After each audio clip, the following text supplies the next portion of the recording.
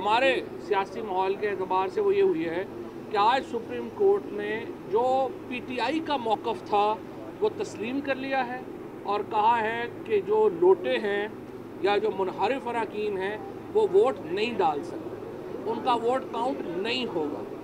सो अब ये एक बाइंडिंग डिसीजन है जिसके मुताबिक कहा गया है कि ये वोट जो है वो नहीं होगा।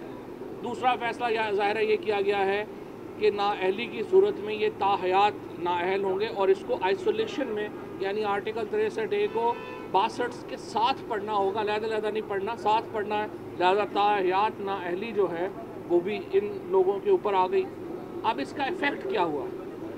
अब इसका इफ़ेक्ट ये है कि आज वफाकी हुकूमत में शहबाज शरीफ साहब, हमारे क्राइम मिनिस्टर, और सूबाई हुकूमत में हमज़ा शरीफ दोनों आज अपनी अक्सरियत खो चुके हैं और दोनों हुकूमतें अमली तौर के ऊपर आज ख़त्म हो गई हैं। अब वो कैसे? इस वक्त जो कौमी असम्बली की नंबर गेम है उसमें शहबाज शरीफ के पास 173 वोटें थी।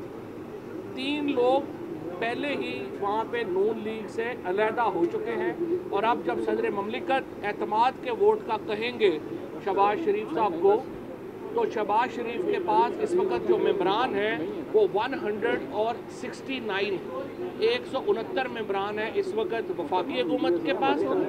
और इसके साथ जो सूबाई हुकूमत है उसमें हमज़ा शरीफ के पास इस वक्त 171 अरकान और 186 का नंबर चाहिए आपको हुकूमत सस्टेन करने के लिए।